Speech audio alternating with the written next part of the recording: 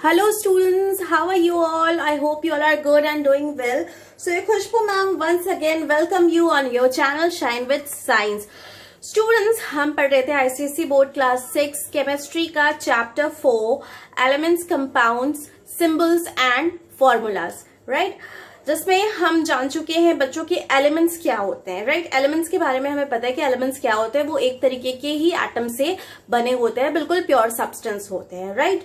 और एलिमेंट्स जो है वो 4 कैटेगरीज में क्लासिफाइड है, that is metals, non metals, metalloids और इनर गैसेस, जिसे कि इनर्ट गैसेस भी कहते हैं। क्यों कहते हैं? क्योंकि वो किसी भी दूसरे एलिमेंट के साथ रिएक्ट नहीं करते हैं, राइट, इसीलिए हम उन्हें इनर्ट गैसेस कहते हैं।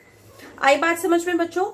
अब प्रीवियस वीडियो में मैंने आपसे कहा था कि मैं नेक्स्ट वीडियो में आपको पीरियोडिक टेबल दिखाऊंगी बच्चों।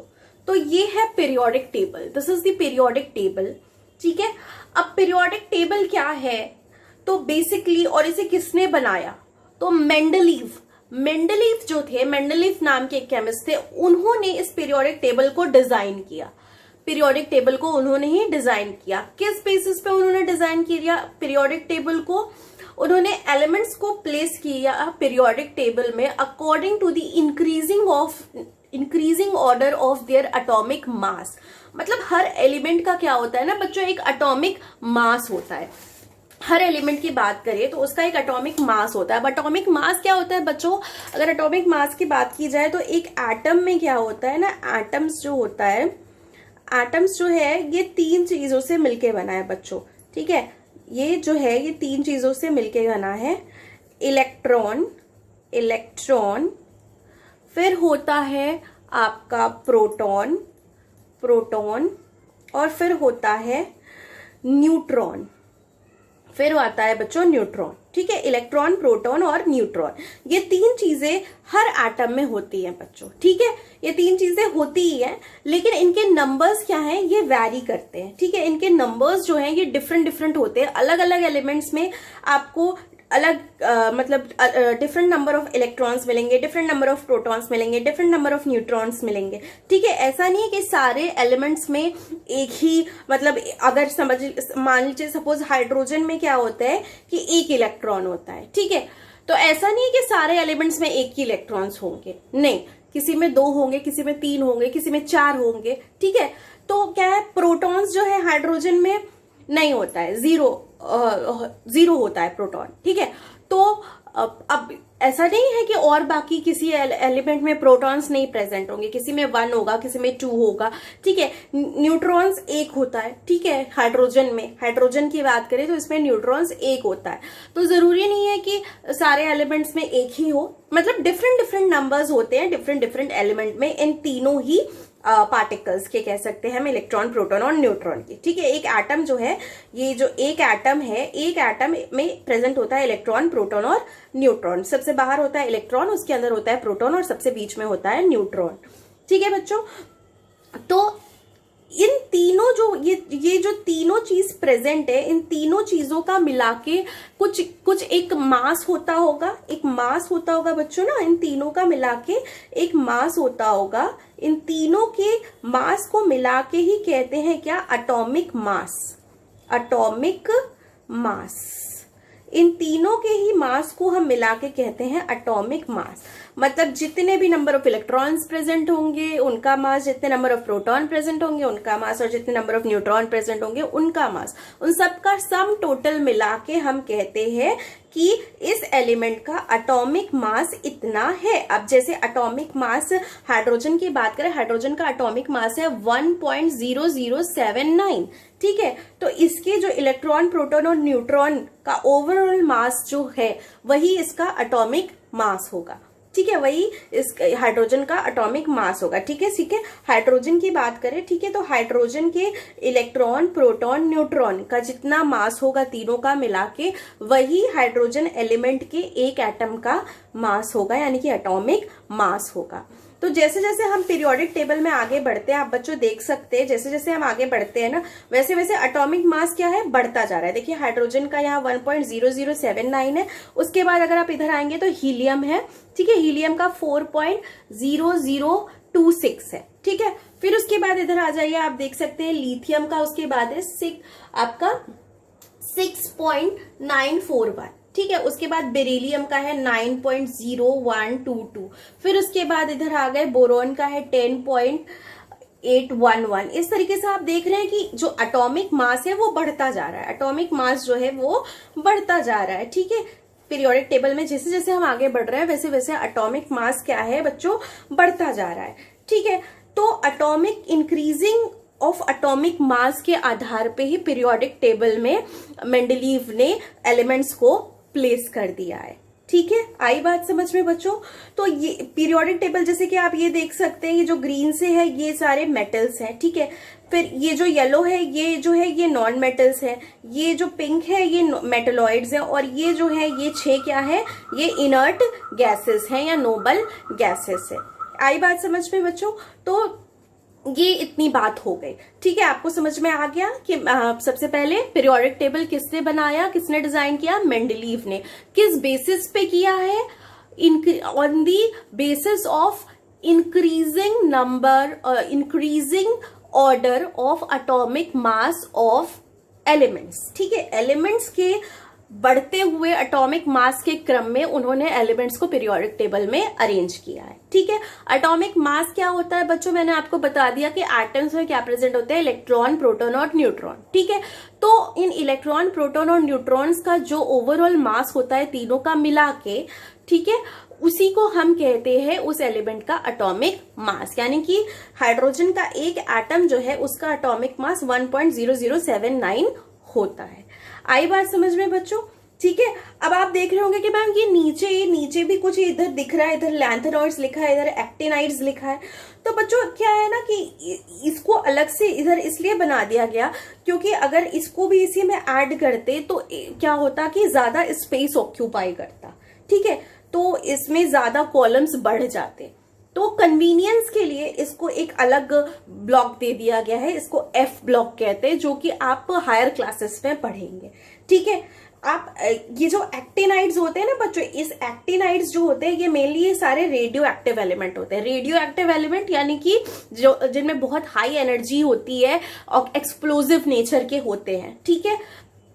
तो ये एक्टिनाइड्स जो है, ठीक है। लेंथिनाइड्स में जो रेडियो एक्टिव नेचर का होता है वो सिर्फ एक ही होता है, वो होता है प्रोमेथियम, ठीक है। प्रोमेथियम जो है लेंथिनाइड्स में ये रेडियो एक्टिव नेचर का होता है, और एक्टिनाइड्स जो होते हैं वो सारे ही रेडियो एक्टिव नेचर के होते हैं। यानी कि इन एलिमेंट्स में से काफी ज्यादा एक्सप्लोजन हो सकता है। जैसे कि आप देख सकते हैं बच्चों, एक्टिनाइड्स में आता है यूरेनियम, थोरियम। यूरेनियम का आप लोगों ने नाम सुना होगा बच्चों, यूरेनियम यूज किया जाता है न्यूक्लियर बॉम्ब्स बनाने में, ठीक है। यूरेनियम वगैरह यूज किया जाता है न्यूक्लियर बॉम्ब्स बनाने में।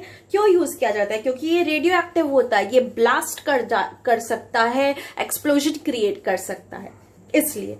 तो आई होप आपको थोड़ा बहुत पीरियोडिक टेबल समझ में आ गया होगा बच्चों की पीरियोडिक टेबल क्या होता है, ठीक है, और इसे किसने डिजाइन किया और किस बेसिस पे पीरियोडिक टेबल में एलिमेंट्स का अरेंजमेंट किया गया है, ठीक है बच्चों। अगर आपको फिर भी कोई डाउट होगा तो आप कमेंट सेक्शन में कमेंट करके जरूर पूछिएगा, ठीक है। बाकी तो आप डिटेल में जब हायर क्लासेस में जाएंगे तो आप पढ़ेंगे, ठीक है। अभी आपको बेसिक्स जानना जरूरी था तो वो मैंने आपको बता दिया।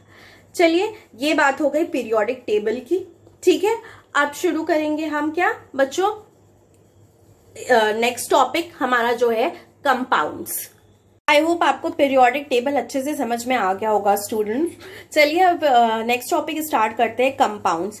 तो कंपाउंड्स की बात करें तो कंपाउंड्स ऐसे प्योर सब्सटेंस होते हैं जो कि कैसे फॉर्म होते हैं, जब केमिकल कॉम्बिनेशन होता है, जब केमिकल कॉम्बिनेशन होता है दो या उससे ज्यादा एलिमेंट्स, जब दो या उससे ज्यादा एलिमेंट्स एक साथ केमिकली जुड़ जाते हैं तो वो कंपाउंड्स का फॉर्मेशन कर लेते हैं। क्या कर लेते हैं बच्चों? कंपाउंड्स का फॉर्मेशन कर लेते हैं, ठीक है।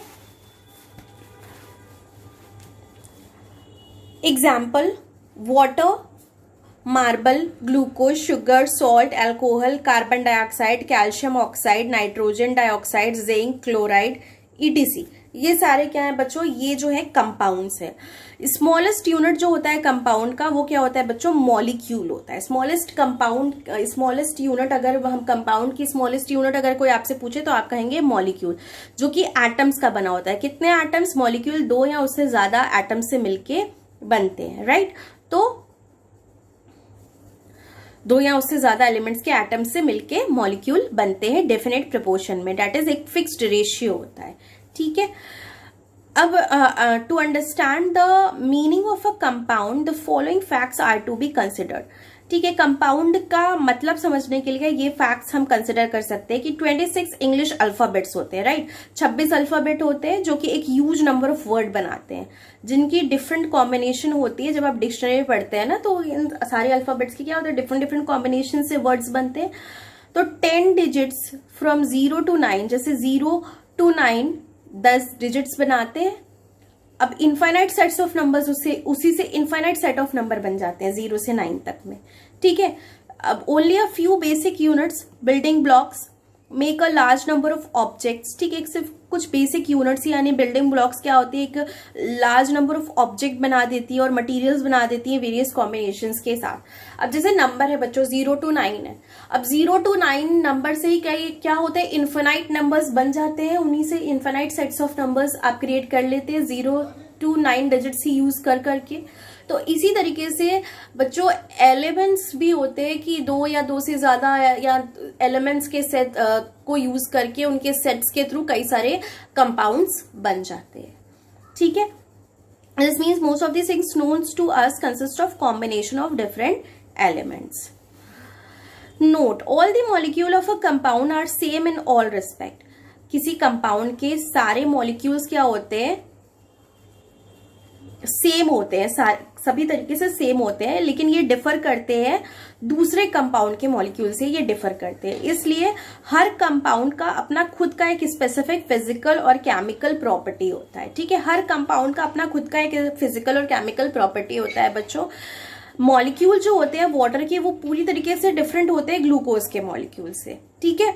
कोई भी जो है कि कंपाउंड है तो उसके जो फिजिकल और केमिकल प्रॉपर्टीज कभी सेम नहीं हो सकती है, डिफरेंट होंगी, ठीक है। क्योंकि उसमें क्या है कि डिफरेंट प्रोपोर्शंस में एलिमेंट्स प्रेजेंट है, different combination of elements present है, इस वजह से डिफरेंट केमिकल और फिजिकल प्रॉपर्टीज भी होंगी सारे डिफरेंट कंपाउंड्स के। Compound can be broken down into simpler substances by chemical processes. Chemical processes के थ्रू हम कंपाउंड को ब्रेक कर सकते हैं सिंपल सब्सटेंस में। Example a substance like table salt, table salt होता है सोडियम क्लोराइड हम कहते हैं, जो कि जिसमें सोडियम होता है और क्लोरीन होता है, ठीक है। ये क्या है, इज अ कंपाउंड, ये कंपाउंड है। सोडियम क्लोराइड क्या है, कंपाउंड है। इसमें एलिमेंट कौन सा है बच्चों, सोडियम है और क्लोरीन है। तो ये it is a compound and it can be broken down into 2 elements sodium and chlorine by a chemical process. Chemical process के थ्रू हम इसको तोड़ सकते हैं 2 एलिमेंट्स में, जिसका कि ये बना है सोडियम और क्लोरीन में, ठीक है। अब कंपाउंड्स की कैरेक्टरिस्टिक्स की बात करें बच्चों, तो पहले तो देखिए कंपाउंड्स समझ में आ गया, 2 या उससे अधिक एलिमेंट्स से मिलके कंपाउंड्स बनते हैं। कंपाउंड्स को की जो हर कंपाउंड की अपनी खुद की डिफरेंट फिजिकल और केमिकल प्रॉपर्टीज होती है। हम किसी कंपाउंड को क्यों है कि मतलब कि उसको केमिकल प्रोसेस के थ्रू कंपाउंड्स को के जो एलिमेंट्स हैं उनको हम सेपरेट कर सकते हैं, ठीक है। इतनी जो बातें थी, इंपॉर्टेंट पॉइंट्स आपको समझ में आ गए स्टूडेंट्स। चलिए अब कैरेक्टरिस्टिक्स की बात करते हैं, इसकी क्या जो है कि इसकी विशेषताएं होती है। अगर देखी जाए तो कंपाउंड में क्या होता है, 2 या 2 से अधिक एलिमेंट्स होते हैं, ठीक है, हमने ये जान लिया। कॉन्स्टिट्यूटिंग एलिमेंट्स जो होते हैं कंपाउंड के, वो डेफिनेट प्रोपोर्शन में एक दूसरे से जुड़े होते हैं, ठीक है। A compound is pure and homogeneous, compound क्या होता है, प्योर होता है, ठीक है। मतलब उसकी एक जैसी बिल्कुल कंसिस्टेंसी जो है होती है वो मेंटेन रहती है ओवरऑल कंपाउंड में।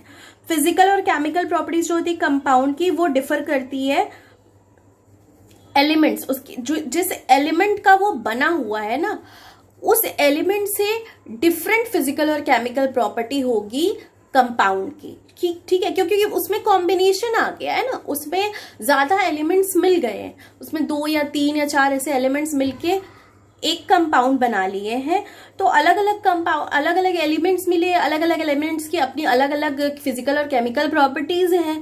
तो वो सारी फिजिकल और केमिकल प्रॉपर्टीज मिल गई आपस में, तो क्या होगा, कंपाउंड का बिल्कुल फिजिकल और केमिकल प्रॉपर्टी बिल्कुल कुछ अलग ही निकल के आएगा, ठीक है।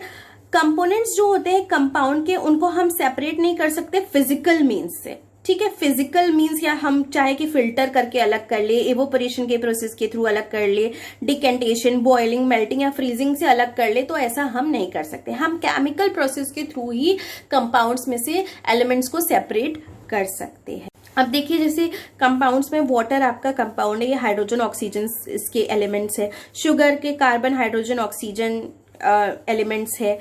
कॉमन सॉल्ट के सोडियम और क्लोरीन एलिमेंट है। अल्कोहल के कार्बन हाइड्रोजन ऑक्सीजन एलिमेंट्स है, ठीक है। इस तरीके से आप देख सकते हैं जो कंपाउंड सारे दिए हुए हैं और इधर इसके एलिमेंट्स दिए हुए हैं कि किन एलिमेंट्स के कॉम्बिनेशन से ये कंपाउंड्स का फॉर्मेशन हुआ है।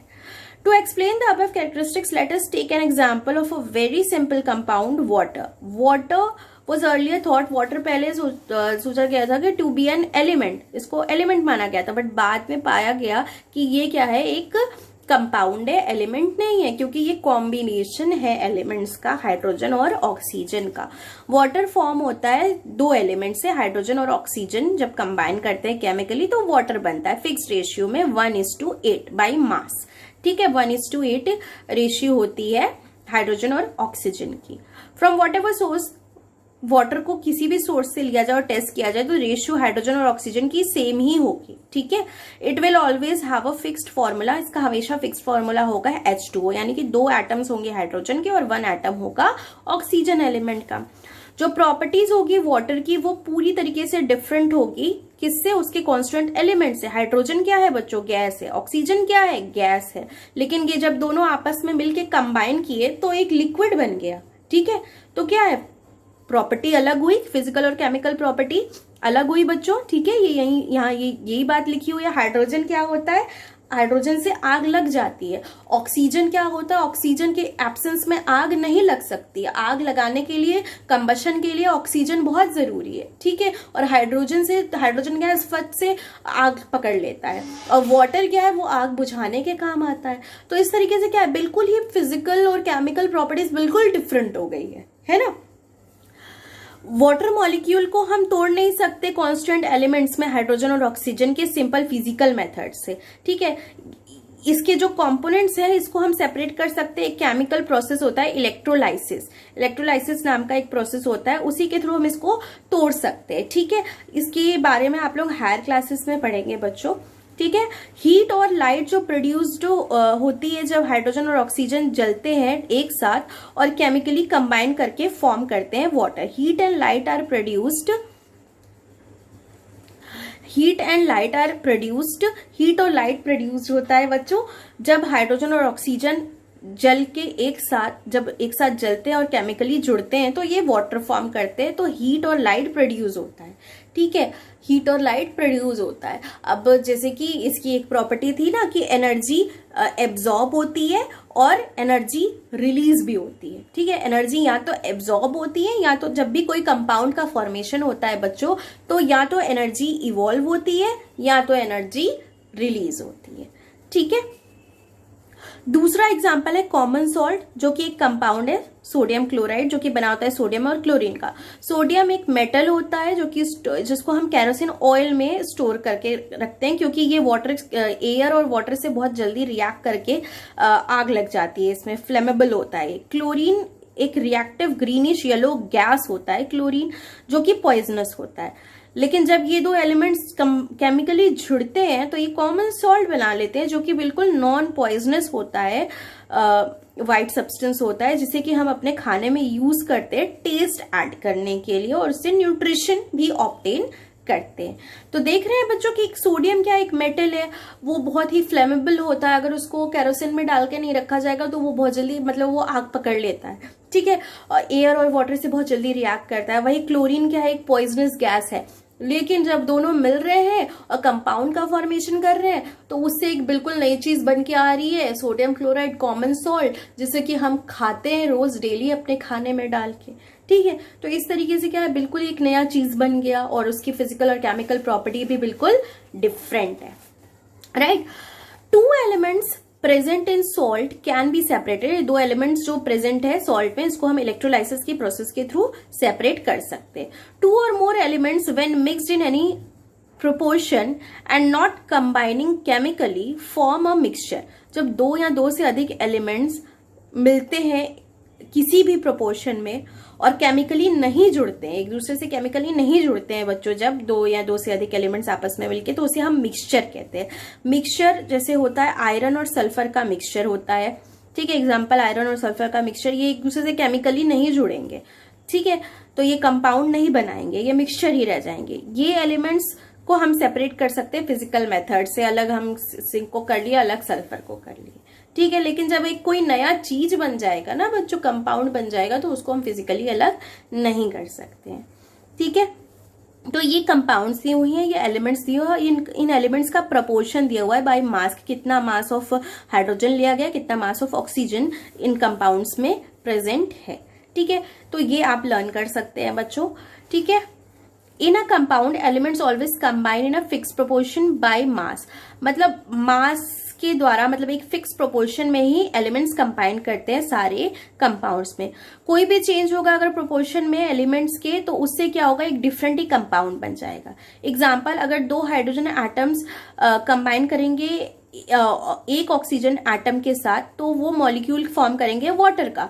हाउएवर अगर दो हाइड्रोजन एटम्स जो है वो दो ऑक्सीजन एटम के साथ जुड़ जाएंगे, तो वो क्या फॉर्म कर लेंगे, वो फॉर्म कर लेंगे हाइड्रोजन परऑक्साइड बन जाएगा, फिर H2O2 बन जाएगा, जो कि कंप्लीटली एक दूसरा एलिमेंट है, ठीक है, जो कि पूरी वाटर से बिल्कुल डिफरेंट होता है। हाइड्रोजन परऑक्साइड वाटर से बिल्कुल डिफरेंट होता है। इसी तरह nitrogen dioxide NO2, nitrous oxide N2O, ठीक है, नाइट्रिक ऑक्साइड NO, ठीक है, इसमें क्या है, फिर अलग अलग प्रोपोर्शन है, ठीक है। NO2 में बात करें तो जो है नाइट्रोजन का जो है प्रोपोर्शन है 7 और ऑक्सीजन का प्रोपोर्शन है आपका 16। अब नाइट्रस ऑक्साइड में अलग प्रोपोर्शन में मतलब हो जाता है, ठीक है। नाइट्रोजन, इसमें आप देख रहे हैं नाइट्रोजन का एक ही एटम है, ठीक है, और इसमें और ऑक्सीजन के दो एटम्स है। अब N2O नाइट्रस ऑक्साइड में क्या है, नाइट्रोजन के दो एटम्स है और ऑक्सीजन का एक एटम है। नाइट्रिक ऑक्साइड में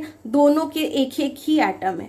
तो इस तरीके से क्या हो रहा है कि डिफरेंट प्रोपोर्शंस में, डिफरेंट मात्रा में जब एटम्स कंबाइन कर रहे हैं, तो बिल्कुल डिफरेंट एटम जो है कि कंपाउंड्स क्रिएट होते हैं, और उनके जो है कि डिफरेंट प्रोपोर्शंस में कंबाइन होते हैं, और उनकी बिल्कुल फिजिकल और केमिकल प्रॉपर्टीज भी डिफरेंट होती है, ठीक है बच्चों।